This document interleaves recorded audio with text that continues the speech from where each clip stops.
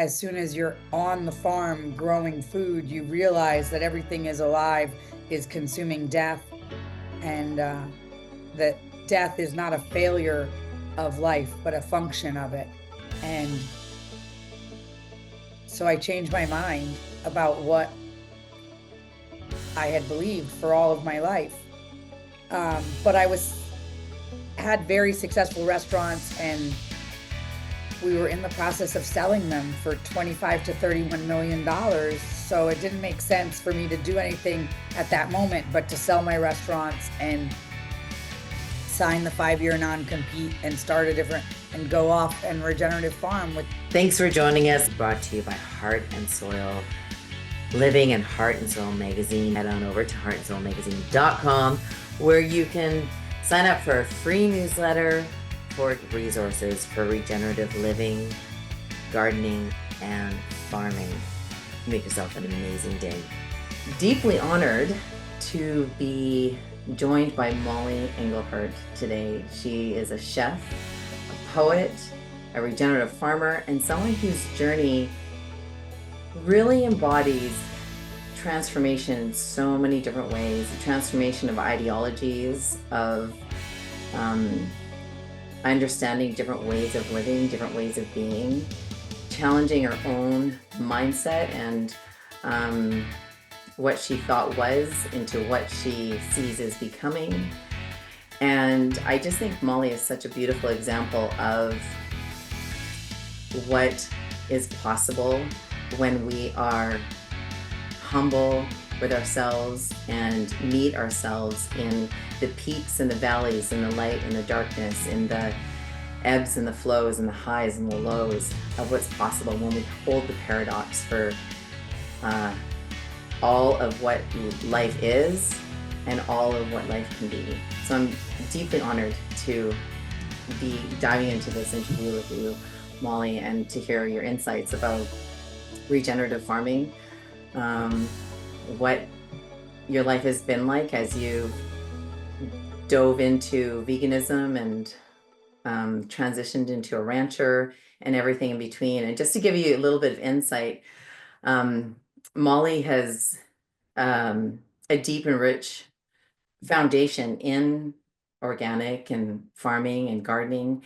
And she actually had one of the, like a very well-known and renowned restaurant in LA, a vegan restaurant. And she made the choice to transition that vegan restaurant into a regenerative restaurant, serving animal protein, and was really dragged through the coals for that. And I am not saying that there's one right way or wrong way to do things, because I really believe that we all have our own ethos of alignment. And I think that's the most important thing to honor. And I think that that's what can come out of these conversations when we have these shifts and pivots about what is opening up for us. Mollie's walked in the fire, and she is here to share her heart with us and her life experience with us. So welcome to this conversation, Mollie Engelhart.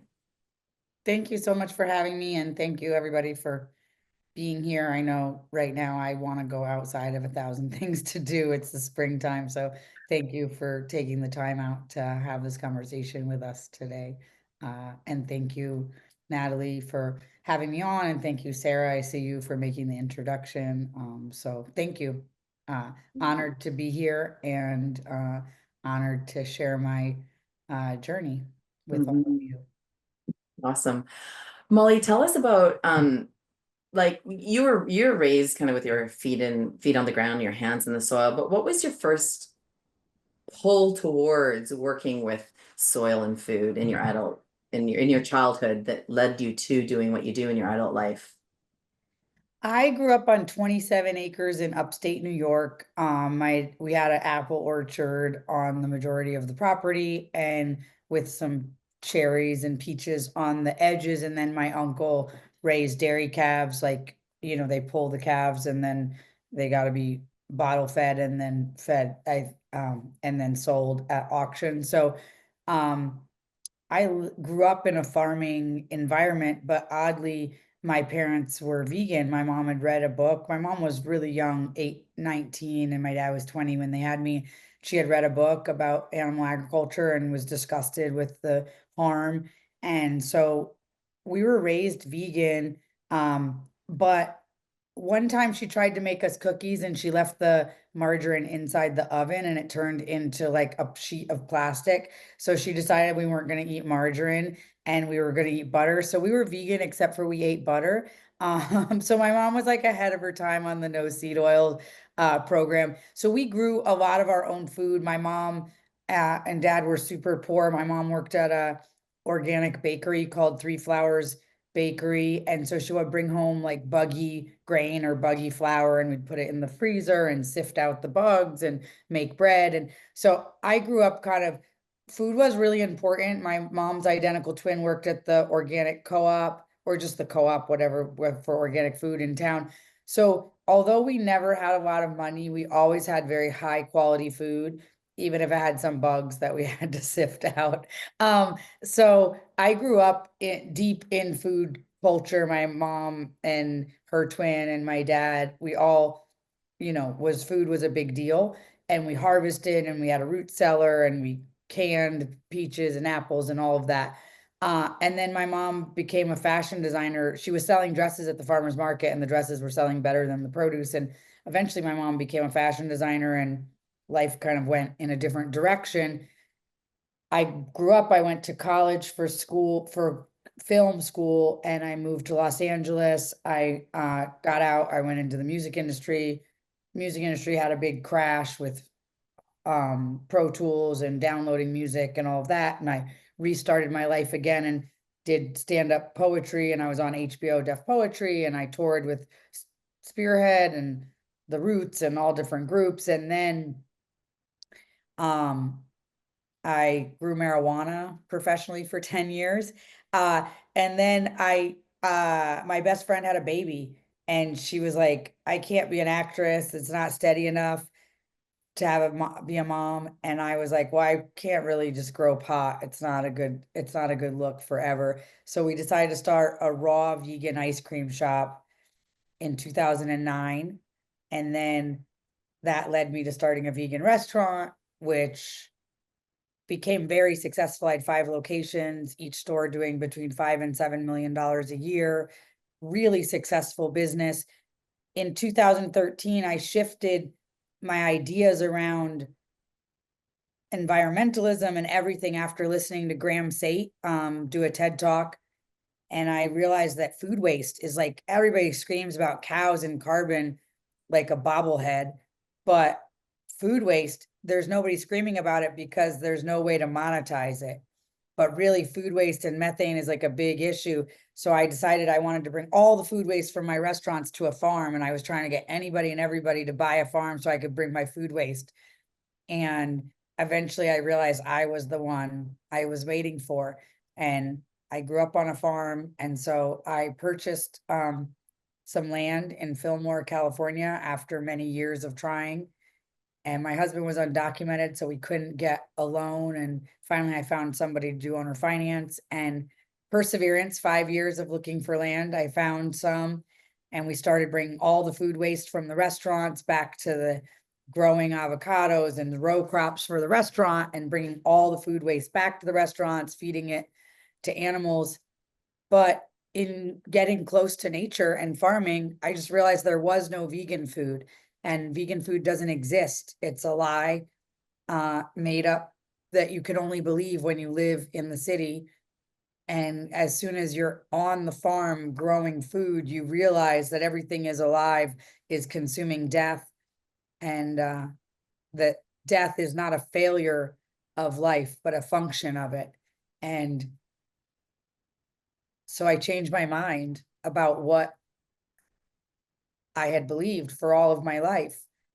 But I had very successful restaurants and we were in the process of selling them for 25 to 31 million dollars. So it didn't make sense for me to do anything at that moment, but to sell my restaurants and sign the 5-year non-compete and start a different and go off and regenerative farm with that money and maybe have a restaurant once my non-compete was over.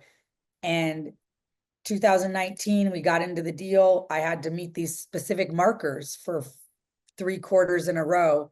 And so the fourth quarter of 2019, I crushed it. We're getting closer to that $31 million. First quarter of 2020, best quarter I've ever had. It's almost guaranteed I'm getting the 31 million if I can just come within 10% of my previous year's sales. And then they closed us down for 2.5 years. And everything went away. And I was robbed of the 13 years of building my business. And I just, stores closed. 3 of the 5 stores closed during the pandemic because it couldn't pay the bills. And coming out of the other side of the pandemic, I thought, well, maybe it's my integrity is why the restaurants failed. Maybe because I no longer believe veganism is the path forward, I caused this failure, because I believe the only powerful place to stand is in 100% responsibility.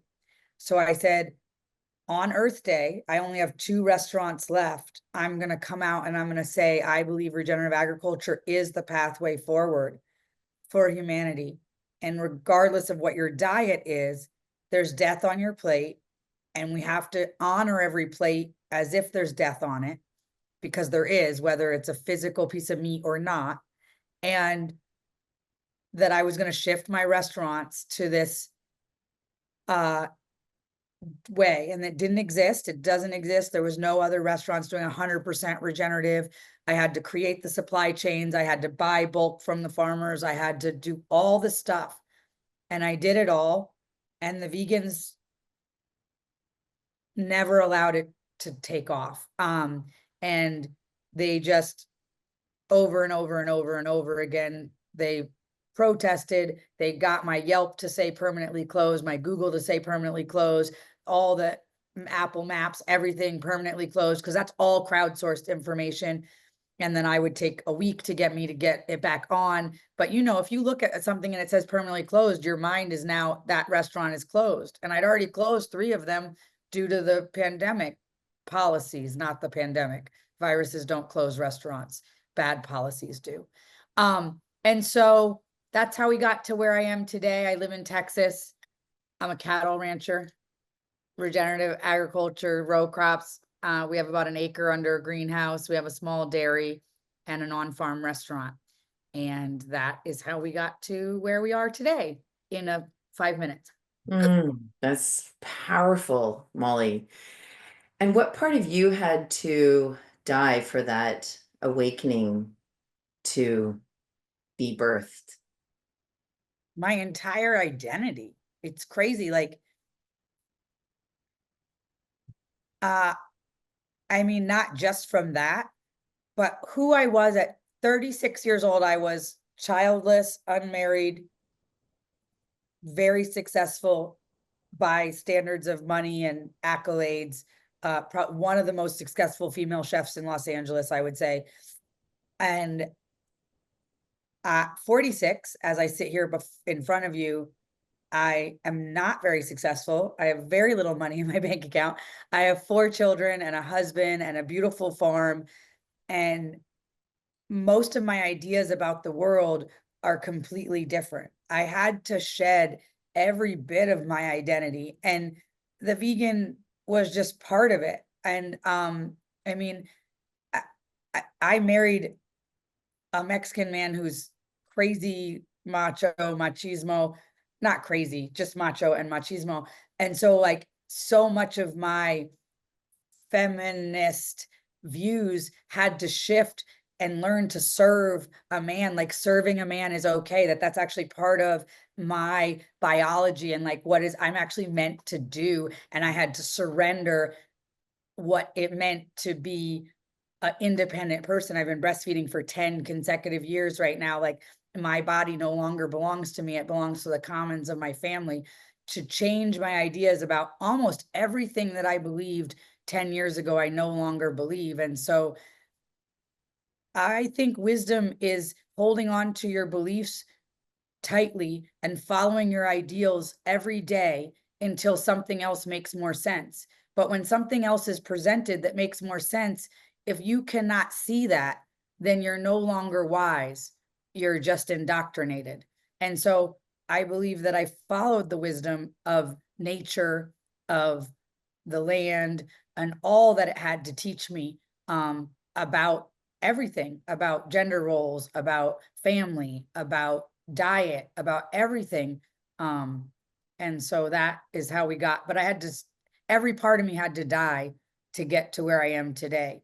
The ego, the money ego, the feminist ego, the I'm alone, I can do it better than anyone else can ego, the vegan on my diet is greener than your diet. Every ego had to die for me to be where I am today, humbly a different person.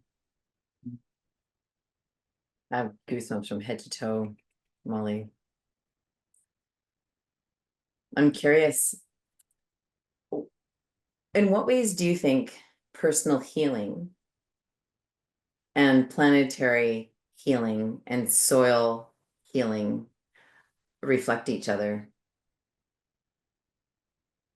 Um, it's an interesting question. And normally, like my visceral reaction to like personal healing, I feel I would like say like, our culture is so gotten so into like how people feel and healing it and working out their stuff that we're stuck in a feedback loop of like trying to heal our trauma that we're never going to heal. And so I'm a big believer of creating a mission in the future and living into that mission rather than rehashing the past. And so personal healing, I believe, comes from moving forward uh, and leaving whatever you had to leave in the past. And I don't mean leaving your husband or your children or your family, but I mean leaving the pain that you experienced as real. Um, because emotional pain is all experiential, so we can also leave it where it was. But I also think that who I was on land with my hands in the soil is so much more present to who to the world. And I have this theory, and I don't know if it's true, and for sure maybe someone people have read, the I wrote an article for Epoch Times about this, but what if we always talk about our gut instincts, our guttural instincts, our gut, follow your gut, go with your gut, right? And our gut is made up of all this microbiology that's 70 something percent the same DNA as the DNA of healthy soil. And so, what if those of us connected to the soil, connected to that microbiology, connected to creation, can hear God more clearly because we're connected? And I don't know if this is true, but that's how it feels for me, is that I can hear the truth much more clearly when I'm immersed in nature, when I'm taking a moment to smell the rose, to look at the moon, to weed that little area that I've not been getting to, I'm more connected. And what if the reason we say trust your gut is because that is creation in you, nudging you in the right direction? And what if, as we eat a more sterile and sterile environment, and our food is grown in a more sterile and sterile environment, and we become sterile, not just not able to have children, but what if we are actually sterilizing our connection to creation? So I believe our connection to healthy soil is profoundly connected to our connection to God. And I believe our connection to God, in whatever form you view him or her, or how you want to call, I'm not saying there's one pathway, but a spiritual relationship with the Lord, I think, is foundational to have health. And so, in that way, I think they're inseparable. Mm, so powerful, Molly. I'm on that same page as you, and I remember, I guess it was a long time ago, like 34 years ago, when I first started studying polarity therapy and energy medicine, and a big part of the training was um, understanding the energetic components of food, and it always awed me how in the healing space, in the energy space, in the medicine space, how we would talk about all the ways of healing the body. And I was always like, what about the food and how it's grown and where it comes from? That because I agree with you, it's so foundational in growing us into and connecting us into who we are and how we're connected. So powerful. And Uh, I think about that all the time. I always say Same. we as women and men too, but cooking often falls on to women. We put so much love into the food from when we get it at the grocery store till when we serve it to our family. But is it too much to ask that there's that much love put into the food from the land to the grocery store? Because we can put all this love into it, but if women are dying of cancers from fungicides from the strawberries that we're serving our children, we're not like no matter how much love we put on it, and sure we can structurally change the water with our thoughts and our speech in the food, but there's still all that death attached to it from the point going the other direction. And so I always want for, for us to consciously eat and shake the hand that feeds us, and so that we are eating of a system that has just as much love as we want to put into the food that we feed our families. So be it, and so it is. And Molly, how has your experience shaped the way that you engage with your ranch in Texas and your animals and your soil and all the things? My mom is here right now, and it's interesting because she's still a vegetarian, and she's somewhat triggered, I would say, by my choices in life. And um, even though I'm still, for all intensive purposes, a vegetarian, I drink bone broth and I cook with tallow, but I'm not like eating hamburgers or yet. So, but my mother, she just keeps saying, like, how did we get here? Because I was going to look at the pigs and discussing with my husband which pigs had to go to be harvested. And there was some sows that we have already been have farrowed, and it was to rebreed them or to send them to slaughter. And my mother was like, I don't understand. I don't understand how you're, she was like so triggered. And I thought, I believe that animals should be treated with love and dignity. And I believed that as a vegan, and I believe that as a hog farmer or a cattle rancher as well. And so I want, I gave, for example, those we do name the sows that we keep for breeding. We don't name all the pigs, but and so Sniff and Snuff, I gave Sniff and Snuff the best life that I could. And if they are sent to slaughter in a couple weeks, like they had the best life. They lived in the woods, they snuffed around and got acorns, and they ate all organic food, and they had the best life that they could. They always had a wallow to mud in. And yes, they're going to then nourish my family and nourish my community, and that's okay. Like that, I'm okay with that. And the idea that nature is somehow so kind and gentle, and humans are this horrible plague upon the planet, is a psyop that we've all been like indoctrinated with. But nature is just as brutal as anything that we're doing. But I'm committed to treat my animals with love and dignity. And I've bottle fed babies that I knew in a matter of months or years I would slaughter. And I got up every 2 hours to do that, because that is the relationship and the bond between humans and farm animals. And I think that we've broken that bond in many ways. So the vegan in me is still there, but she still cares. She's now a pig farmer and a beef rancher. So it's different, but it of course informs, everything informs, all of my life informs how I look at stuff. And so, am I more sensitive to the death than my husband or my children? Yes, my children have been exposed to slaughtering animals for most of their lives now, or my oldest, maybe not so much. I mean, just the last several years, but they are much more comfortable with death than I am. And I recognize that my own broken relationship with death was part of the vegan psyop that I had bought into. And so I'm just trying to heal my relationship with death and always pray over my animals, always give grace and thankful for what they're contributing, and always giving them the best life that I can while they're alive. And those are all that I think that we can ask for. Is the cow's relationship to humans a great sacrifice? Yes.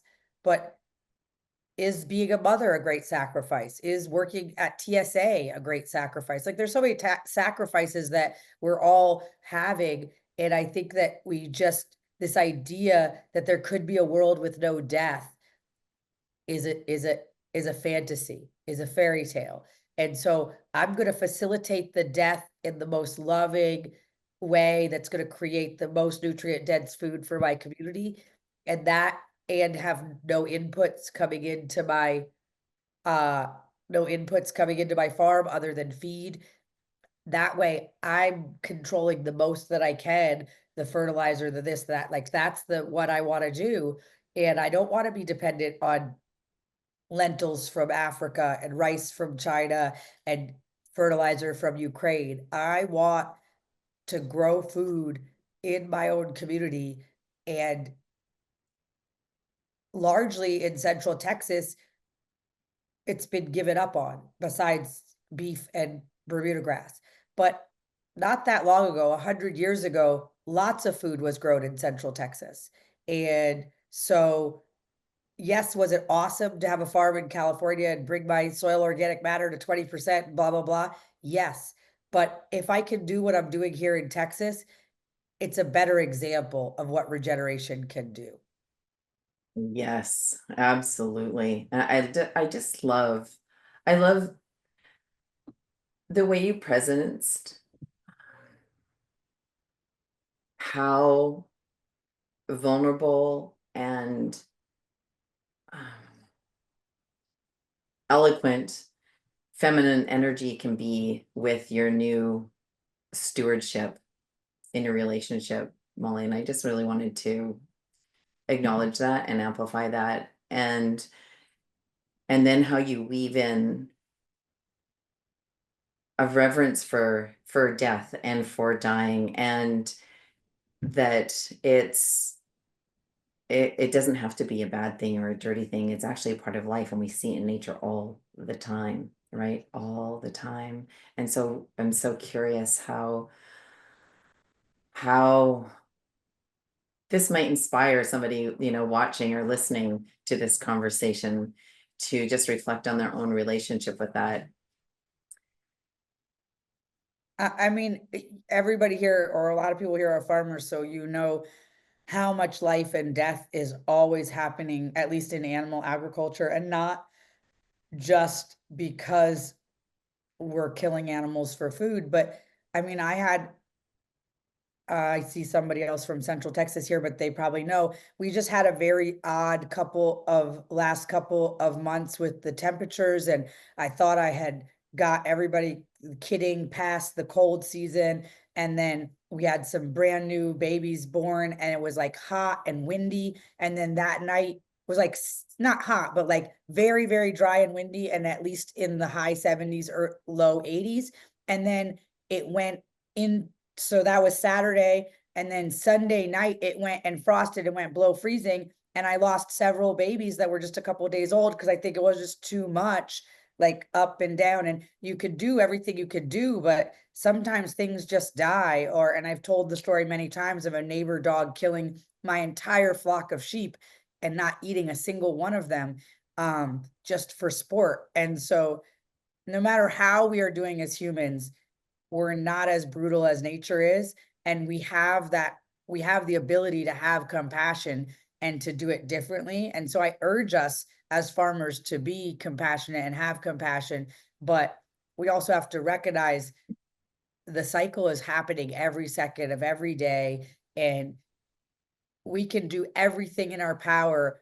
I mean, a lot of us have probably bottle fed a baby that died through the night. I mean, I have had goats in my bathtub, and babe, getting up every 2 hours and bottle feeding. I've given goats my own breast milk because I was in the middle of a field with nothing sterile trying to keep them alive when I found them as a late term miscarriage. Like I've done all of those things and we've still lost them, or we've done those things and we've saved them. But life and death is happening all the time. And so being a farmer, you have a different relationship with it. And you recognize in nature nothing goes to waste. And we, as the stewards of the land, can encourage that in the way we farm. For example, I give my chickens meat. I feed my egg laying chickens meat because I'm in Central Texas and there's tons of the main crop of Central Texas is beef. And so there's butchers everywhere. And so I get barrels and barrels of offals and I feed it to my chickens. Is that gross? Is it disgusting? Does it look like a graveyard? Yep.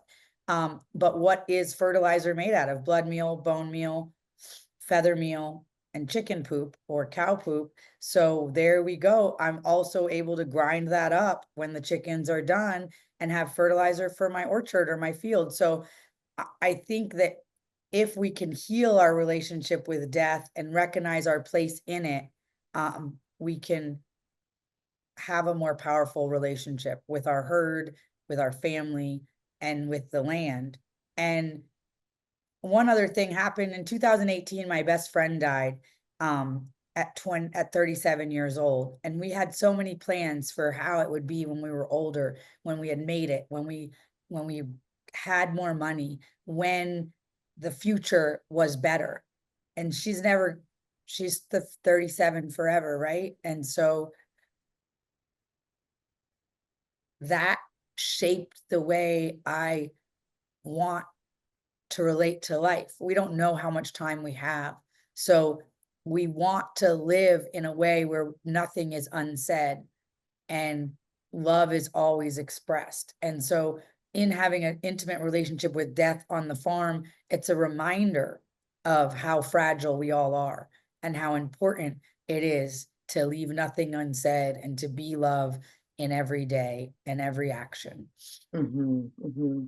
And Molly, you've had the privilege of farming in different climates and different places, and I'm just curious, what regenerative practices do you see and use on your farm that you believe every farm, big or small, could begin to implement? Well, I think animal integration, I think even if you just could have some chickens in your backyard, I mean, I guess there's some farms that would be too small, but I think animal integration is super important. It's why I shifted my whole view on everything, that I just realized you can't grow awesome compost without something to set it off. And if you have a really small homestead, I recommend obviously chickens, but also alpacas only poop in the same spot every single day. And their poop is not so hot that you can't put it right on to stuff. And so the cool thing with alpacas is you can just once they decide where they're going to poop, you can't make them poop where you want them to. But once they decide in their pen where they're going to poop, you can put cardboard there and then just pick it up every couple of days and move it and use it. And you barely never have to clean their stalls like cows or other things because they just poop in one spot all the time. But I think grazing animals, moving animals around, whether that's even just chickens or whatever. I think cover crops obviously can be grown. I think in Central Texas and other places that are really alkaline, a lot of limestone in the soil, growing those summer grasses to bring in more mycorrhizal to make that will counterbalance how alkaline the soil is and really like make the nutrients more bioavailable and not all bound up from all that calcium and magnesium and salt that's in the limestone. Um, and it's interesting when you think about summer grasses having this amazing mycorrhizal relationship with the soil, you think about how perfect God's design is that in the summertime when these grasses are growing, we're creating this mycorrhizal relationship that makes this long lasting benefit to the soil. And then the animals are eating these grasses, they're fertilizing these grasses, and the microbiology is growing. And when I realized this, I was talking to Dr. Alan Williams from Regenify, Gabe Brown's partner, and I said, Dr. Williams, well, what about corn? Well, I mean, that's the summer grass of all summer grasses. And he said it's an interesting question. They've bred it out of all modern varieties of corn to have that mycorrhizal relationship because to be they want man to be the dealer of fertilizer, right? Not microbiology. And so we do grow old varieties of corn, both popcorn and Oaxacan green corn, but we grow all types of summer grasses in all of our beds, in between our beds, in the walkways, everywhere to bring that mycorrhizal relationship up. So I think cover crops of all different kinds, but implementing the Sudan grass, the sorghum, and the ancient varieties of corn. I also love to plant corn if you have a lot of sun. Not everywhere, but many places have a lot of sun, and new trees are having too much trouble getting taken off. We've used this practice in both California and Texas. We grow corn between the rows of a fresh orchard for the first 3 years, which makes the tree reach up, and it also gives the tree shade all through the hottest months of the summer. So you have plant the cord right up on either side of the tree.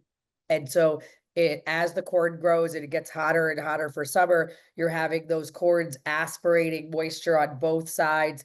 And so we lost 1,000 avocado trees the first year I was farming in Fillmore. It was detrimental financially and just emotional, like all that work to just be 1,000 avocado trees gone in one, it like from 9 in the morning, it went over 110 with crazy winds, and they never even turned brown. They just dried out green like a microwave oven.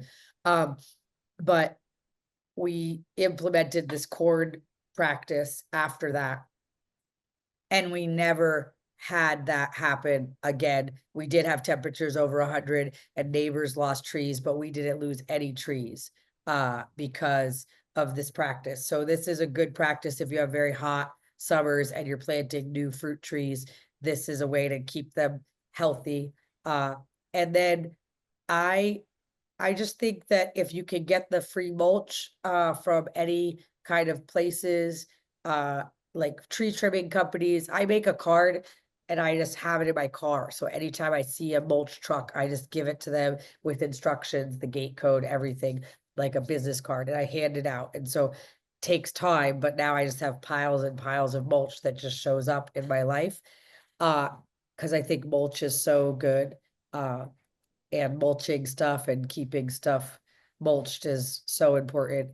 And then interplanting, I have perennials in all of my gardens, even in my greenhouses. People are like, why do you have these trees growing in your greenhouses, or lemongrass or lemon verbena or citrus trees? But I always have perennials. So there's always a living root, never a fallow ground without a living root.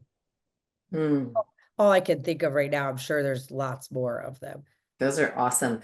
For the corn, so then you're planting the corn in between the rows of trees and then you're harvesting the corn? Yes, ma'am. And We go do ahead. Vasa cord and popcorn, and we plant them a month apart so they don't cross pollinate.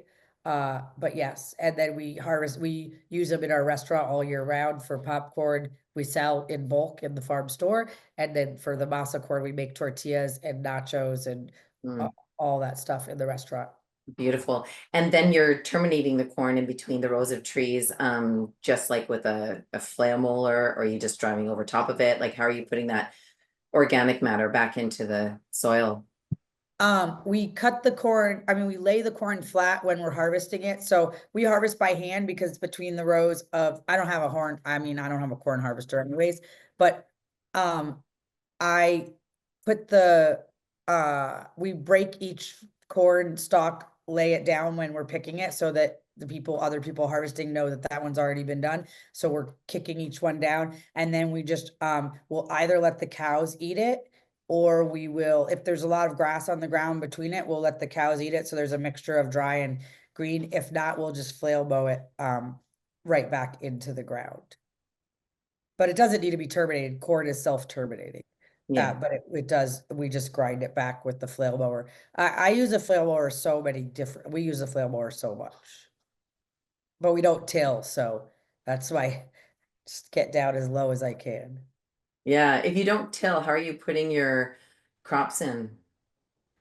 And what's your biggest field? Like, that you're We have working? a no-till seed drill. We use a no-till seed drill for forage crops, for sesame seeds, for stuff like that. And we're planting corn by hand. We plant all the vegetables, we plant by hand, watermelon, everything like that, we plant by hand. Hmm. And your your no-till, the seed drill, what are you planting your seeds into? Like, What's the rotation? oh, we're just doing, so we have like 70 acres of fields that we graze cows on. And so we just do winter cover crop, summer cover crop, rotating, uh, like 16 species, 14 species, cover crops. And then we graze the cows, we move the cows every day. Mhm. And then sorghum, Sudan, like right now we're doing like sun hemp, sorghum, Sudan, vetch, not clover. Clover was in the winter crop. We have daikons in there for fracking. We have some like some summer greens, some summer heat tolerant brassicas in the cover crop. And the winter cover crop is primarily winter rye and wheat, and then clovers and vetch and peas and other stuff. Mm, awesome. And Molly, what's a simple shift that you made on the farm or a simple practice that you use on the farm that had a surprising ripple effect to the rest of the ethos and the ecosystem? Um, well, there was cows here before, but they were just like grazing in the same, like they didn't move them. So just the 70 acres of fields were open and they could just graze wherever they wanted, and there was no fencing or no cross fencing or anything like that. And when we got there, the field was pretty much just dead, like just this little yellow wildflower. I don't know what it's called. And everything else had been eaten down and never came back. And there was nothing, like no roly polies, there was no life. That I never have drilled like we augured in to plant trees and not a single life. Not, I didn't see a worm, I didn't see a roly poly, I didn't see an earthworm, I didn't see nothing. No rocks, which for Central Texas is a blessing. We have about 10 feet of soil on our fields, but not a single bit of life. And just by bringing the cows and moving them and moving them and moving them, grew up more grass. And then there's like all these dung beetles. So it's not that there wasn't dung or cows before, but there wasn't dung beetles. I don't know. But now that we're moving the cows and moving the cows, there's so many dung beetles that we don't even have to pick up the dog poop in the orchard. We have dogs that are with our chickens for predator, and we have 3 Great Pyrenees. And we used to have to pick up dog poop like every couple weeks. So as a rule, like especially in California, you have to they will inspect, and you can't have any dog or coyote poop in your orchard, or they won't let you sell your fruit to like any of the big packing houses like Sunkist or anything like that. So you can't we used to have to go through and pick up dog poop all the time. We don't have to pick up dog poop here anymore because the dung beetles have come back to such a degree that you never see any dog poop, like literally none, even though they're in a fenced in area with the chickens and there's 3 of them, no dog poop. And so that's interesting. And this year we have a huge flock of egrets that are following the cows around and eating, I assume, maggots or fly larvae or whatever, but they're coming behind where the cow paws are, and they're landing in the field every evening. And I didn't see a single egret here. Well, also our creek is dry since 22, so I haven't seen any egrets here at all since the creek has been dry. But it's interesting right now, we have this every evening, a whole flock of egrets that's coming and going to where we've just moved the cows out of and eating, I assume, maggots out of their poop. But so I'm just noticing so much more wildlife on the ranch that we didn't have when we first got here. And we put in a pond, and I'm noticing at nighttime in the evening, you can see turkeys coming to the pond. Uh, I can see mountain lions, deer, like everything is coming to drink because the creek are all dry, all the creeks are dry. We're in a deep drought here in Central Texas. Um, and so I think that I didn't think of, I just thought it was a tank, we needed a tank for irrigation, but I'm noticing that it's creating its whole little own ecosystem around the tank. That's amazing. How In long have you been Texas, at? we call pods tanks, just in case you're from somewhere that doesn't know that. I didn't know that when I was in California. Say But that again. I cut you off. I said in Texas, they call pods that are used to irrigate out of or to feed animals, they call them tanks. But I didn't know that in California, we call it a pond, even if you're irrigating out of it. So I just was clarifying because if I said tank, but it's a 1 acre pond that's 30 feet deep. But I don't know if everybody knew that from Yeah. Canada or different places I see. Yeah. Thanks for that, Molly. How long have you been on that ranch? We closed escrow in early 22, in January of 22, and I've been living here since December of 23. So Mm, I've been here for 2 years and almost 6 months. I mean, 1 year. I've been here for 1 year and 6 months, but I've owned the property for almost 3 years. mhm. And when did you notice that life start to come back into the ecosystem and the soil and Well, I think when we brought our animals, like we owned it, but all of our animals were in California because we were not here to take care of them. And we did have like a couple cows here that uh for through some circumstances, but because we just had one person taking care of the ranch and we had greenhouses and we had put in an orchard, there was a lot for them to take care of. The cows were just in pens, and we were, collecting all the compost and making compost and stuff, but they weren't doing herd impact on the land at all. But last year, for 9 months, we moved goats, sheep, and cows every single day. So I would say after 1 year of moving animals every day on the land, there's an impact.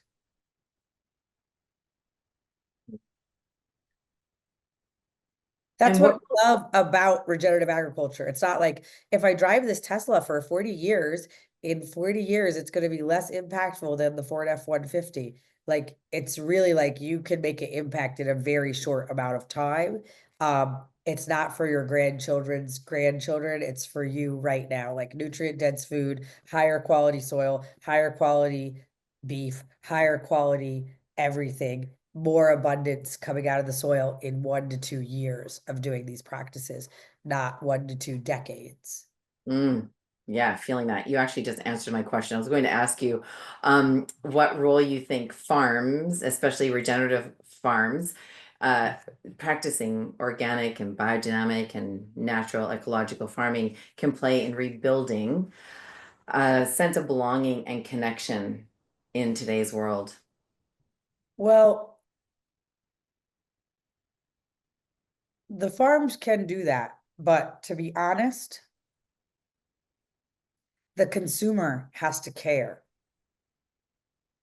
I and many other farmers are way out here on the skinny branches doing what we believe is the right thing, trying to provide for our communities.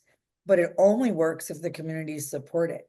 And so I was on a producer call not that long ago for regenerative certification, and everybody was struggling to find the audience that cares, to find the person who's going to be willing to pay the more money.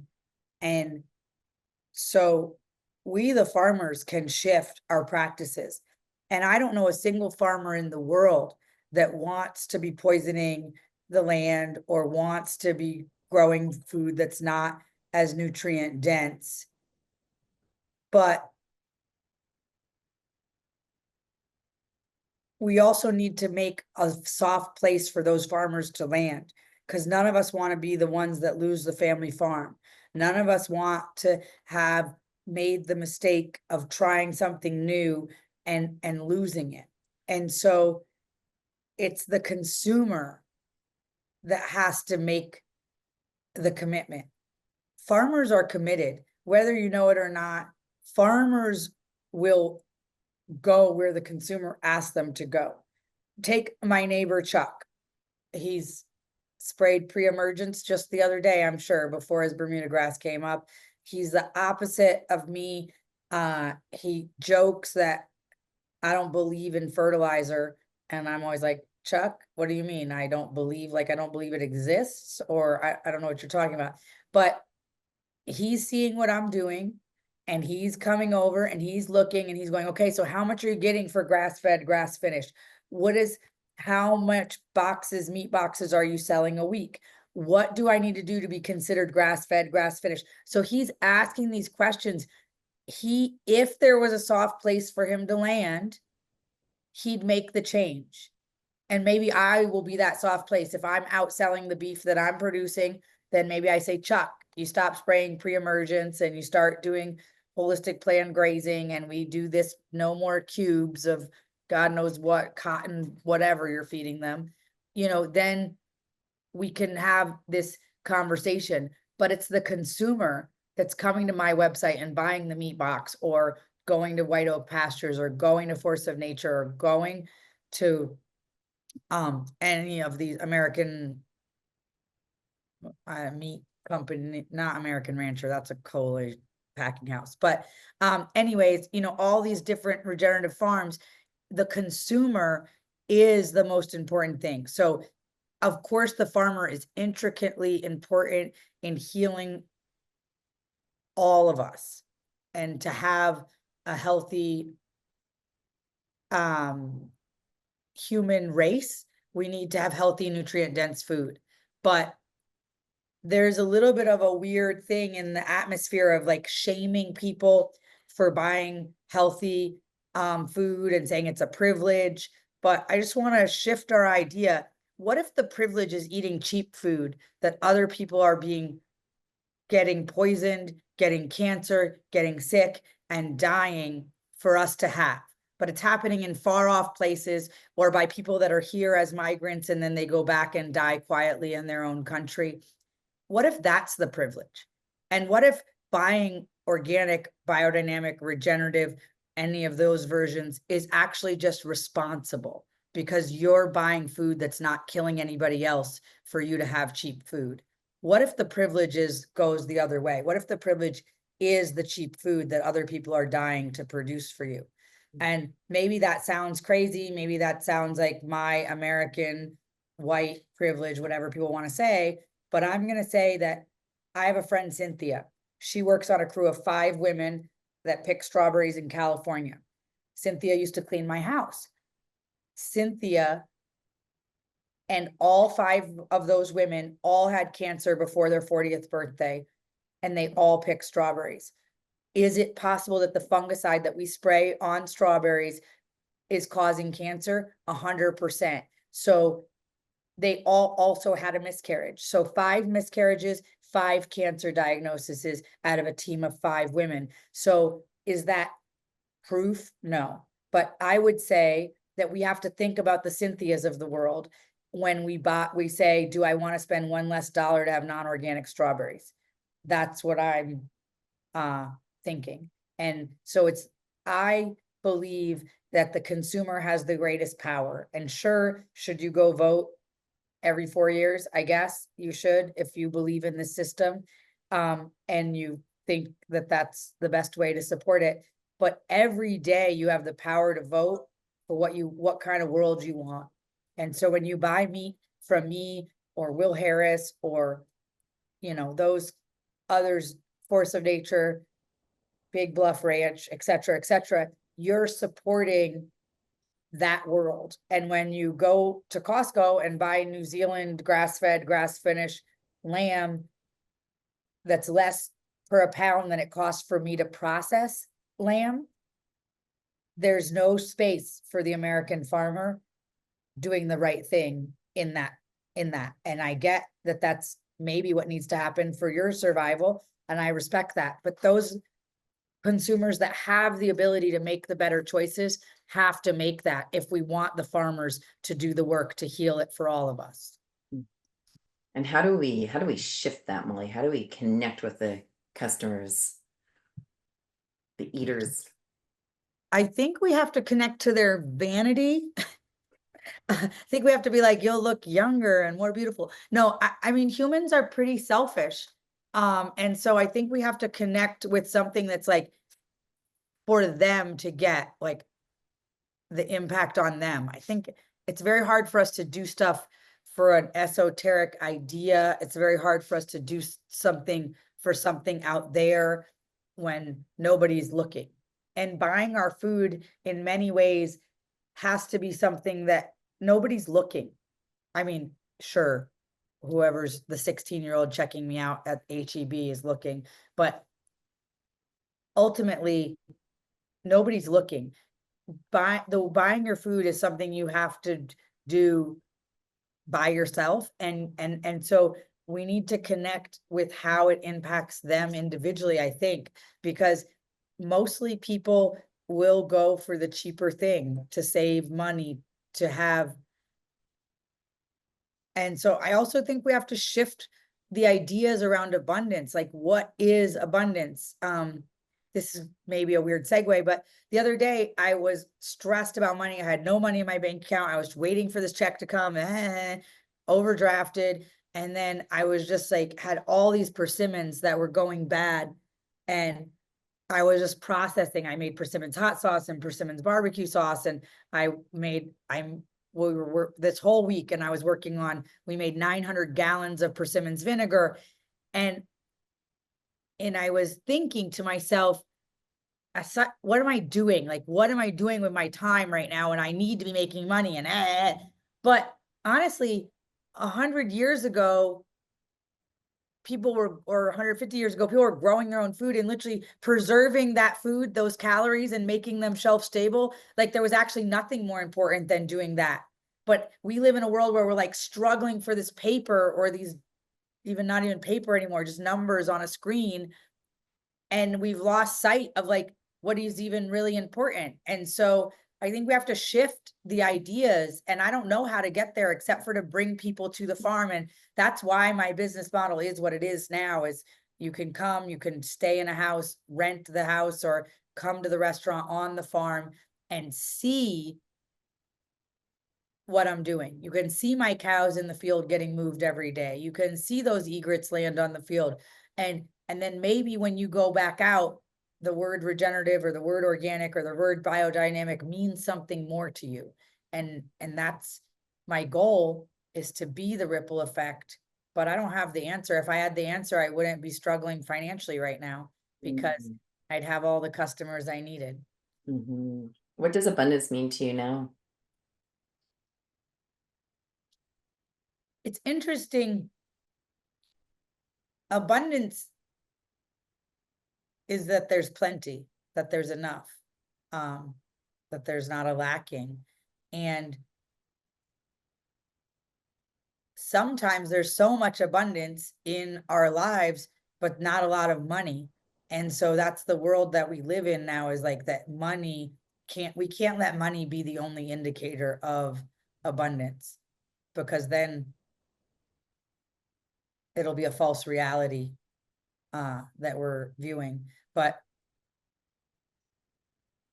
abundance is having enough. And I always like to remember, even when stuff is really hard and financially I'm challenged, is like, at this moment, do I have a roof over my head? Do I have plenty to eat? My children are safe. My husband is safe. We're all healthy. And so, like, at this moment, there's like occurs a missing on this app from Bank of America or TH Texas Bank or whatever. But really, is there a missing in your life? Like, is God not providing? And usually he's always providing by the time it's actually urgently necessary. Mm. So true. Molly, how many acres is your ranch? 206. That's a nice size. That's awesome. And if your farm could speak to us, what would it want us to know? I don't know. It's at the beginning. It's just beginning its healing journey of coming back to life. And there's so much more as possible through the communion of humans and nature. And that's so important, that we have to commune with nature. We have to step into our apex our role as the keystone species, and not shy away, think that we need to live in the cities and avoid nature because we are a plague on it. We are not. We are part of the grand design, and we need to step into our role, and be in communion with the creator. Mm, And so I think that the land is excited that we're just at the beginning of this recreation of what's possible. mm. I love that. So be it, and so it is. And Molly, one of the ways that you invite people to come and experience your farm is you're starting to host events at your farm, right? Gatherings. Yes, ma'am. Yeah, tell us about those that you have coming up this year. So right coming up in just 3 weeks, we have Confluence, which is the third annual Confluence Festival. And I don't know if any of you guys have watched like the telepathy tapes, but we're gonna have Diane Powell, who's the doctor who showed about all the autistic kids' ability to do telepathy. Ian Carroll is gonna be here. Alex Zach is my partner in the festival. There's gonna be Veda Austin, and is a water scientist and has a brand new book out. There's like DJ Headflux. I'm too old to know who he is, but apparently it's a big deal. And a bunch of different people, but it's really, we joke the byline is where it all comes together. So we made all these reels, and it's like where sourdough meets sound baths, or so we have Dr. Eileen Makusak doing biofield tuning. We're having like structured water workshops and composting workshops and biochar workshops and yoga workshops. So it's a full 4 days of all different stuff. Camping, glamping, you could bring your own tent, or you could rent a tent that we just provide you like an awesome setup, all ready to go. Um, and it's going to be awesome. And if that's too soon, because that's May 7th through the 12th, or it's Mother's Day weekend and that's not your cup of tea for Mother's Day, we're doing another big event in uh the last weekend of September, called Food is Medicine. And Will Harris is going to be the headliner. And there's a bunch of extraordinary people on that are coming to that as well. Logan, who has me in Mafee Market and healed his son's stage 4 cancer through food, is doing a presentation about coherency of food that we grow in our own environment and how it creates coherency in our body. And shipping food from thousands of miles away is actually causing incoherency in our body, because what the sun and the atmosphere is telling that food to tell the body that eats it is for that other environment far away. So he's doing a very interesting presentation about that. We're having Courtney from the Real Foodology podcast is coming. We're having a bunch of awesome speakers. We're having an MMA fighter, Misha Tay, talking about healing the body through food, and how she became a biohacker and how she changed her whole diet, being beat up in all these MMA fights and realizing the healing power of food. So she's doing a presentation about that. AJ Richards is talking about local food systems and how important it is, and on and on and on. So that is going to be the last weekend of September. Also going to be a 3-day event, camping, glamping, and we'd love to have you for that as well, if that sounds interesting. Very cool. And Molly, But if anybody wants to do a retreat, also reach out. If you want a yoga retreat or you want to teach a farming class, we're an excellent location. We have 2 classrooms and we have 40 beds on the property, and we have a restaurant on the property. So yeah, keep us in mind for your own things. Or a mhm. birthday party, wedding, quinceañera. Yes, and Molly, how do you personally stay connected to hope, even when life and the world and maybe our environment feels fractured? It's an interesting question. My husband, like I almost could cry, but my husband was just saying today, like, honey, you have to stay hopeful. When you get down, everybody else can't keep going. And so you, like this morning, I was confronted and upset about how much I have to get done before this festival and how little money I have to get it done. And he said, you have to stay inspired, because we all are following you. And if you get down, then we all lose hope. And so you have to stay up. You can't have that face on today. Um, but faith, I just keep like giving it over to God. And I've had so many miracles in my lifetime. I could fill up 3 of these podcast or question and answer sessions with all the miracles that have been bestowed on me. And I have fallen and gotten up so many times in my lifetime. And did I think that my time of financially struggling was over? Yes. Did I think that my 13 years of building my brand that was worth millions and millions was going to pay off? Yes. Did I think I would be starting over at 46 years old with 4 young children? Not at all. But this is the learning that there is for me. And maybe in my success, I wasn't grateful enough. And maybe when everything was working out, I didn't have enough attention on God. And maybe the lesson is that next time I'm that successful, to keep my attention on God and to keep my attention on gratitude and not allow my own ego to think somehow I was the one that made it happen.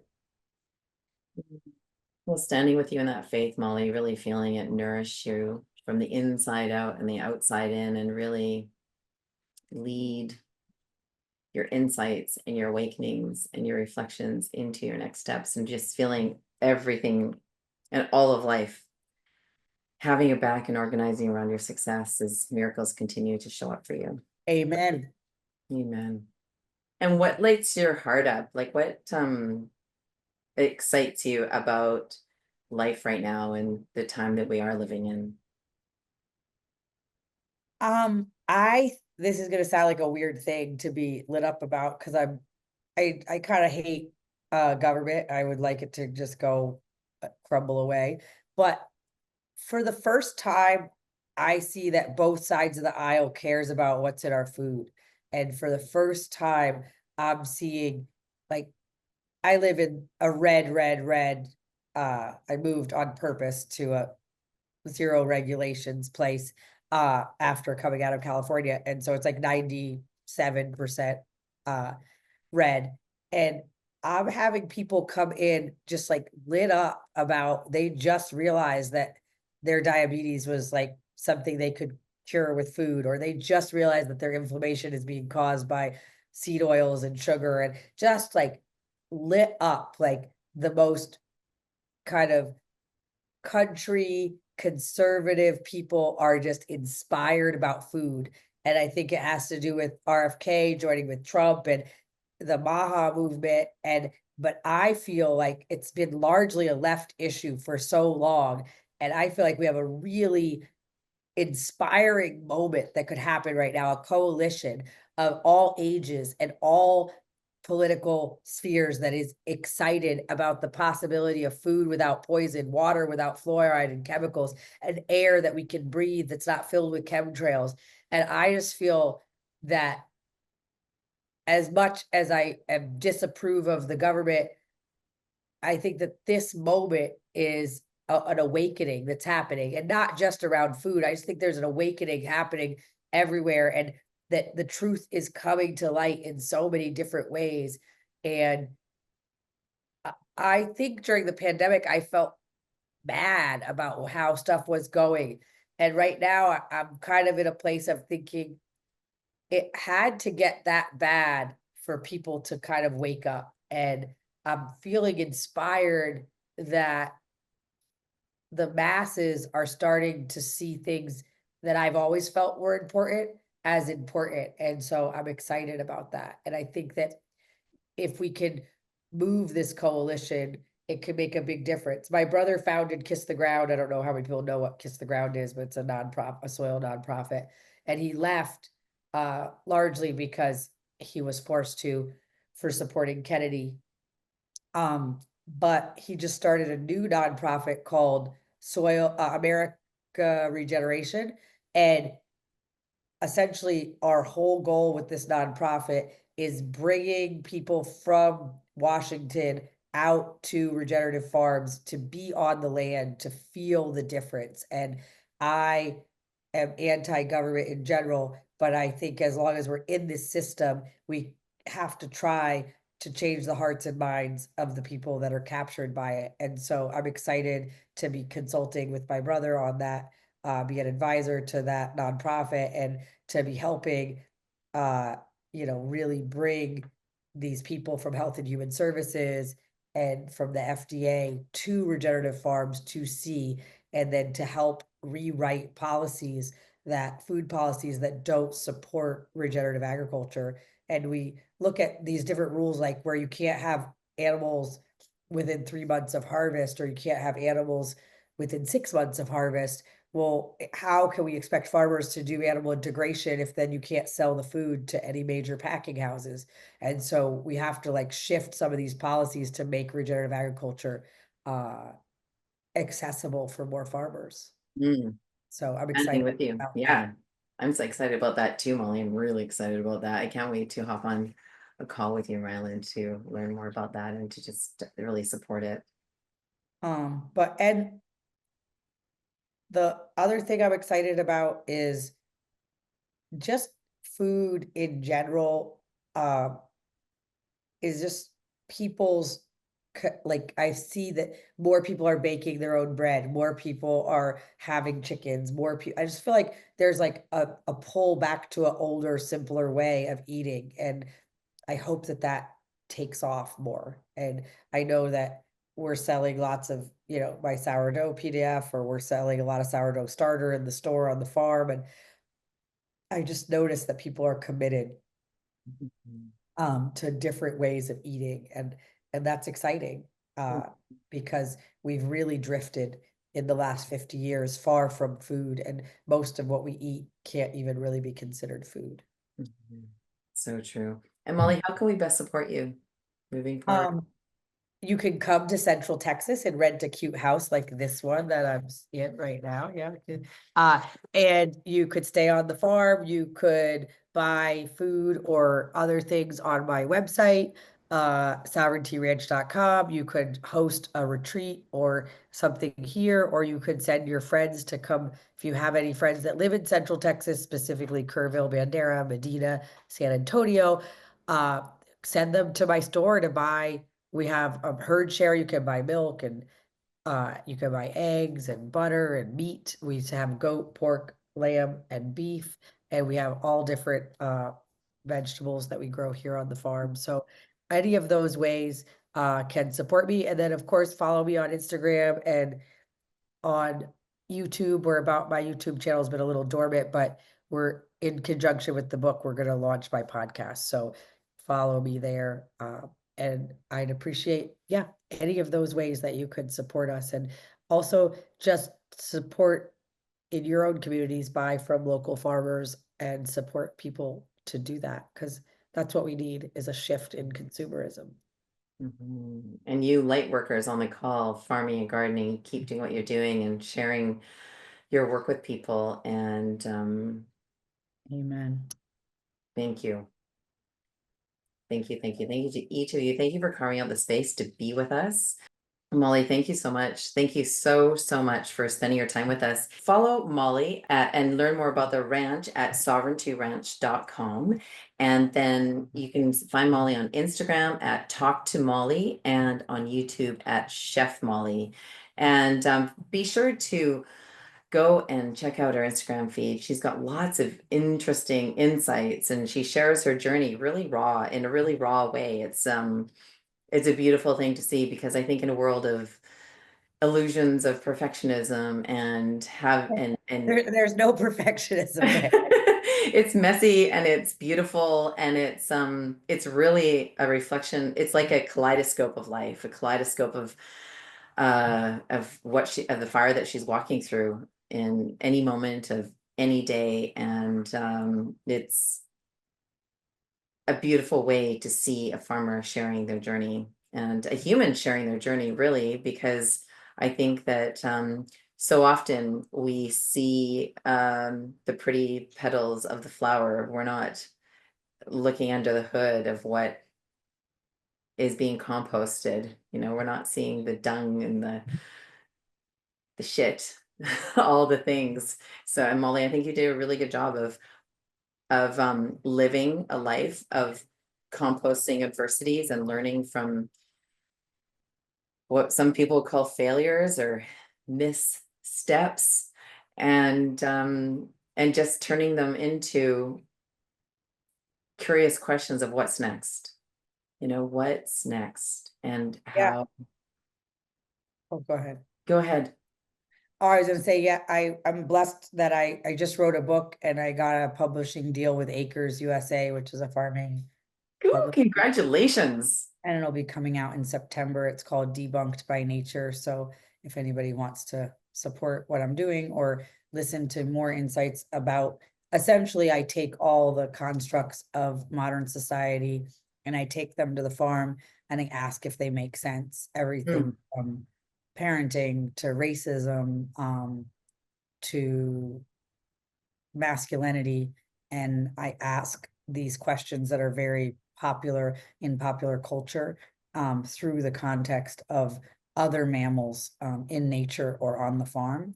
And it's called Debunked by Nature. And I invite, people to get it when it comes out in September. Thank you. Thank you for your time and sharing your heart, Molly, and your insights of both your personal journey of being an entrepreneur and a mom and regenerative farmer, and just how powerful it can be when we really, I like to say, get naked with ourselves and just be honest with like what we're seeing in the mirror and what we're feeling in our hearts and in our soul, and listening to the rhythm and to the beat of nature's heart and where it wants to bring us. So thank you for who you are. Thank you for having me. Follow Molly and learn more about the ranch at sovereigntyranch.com.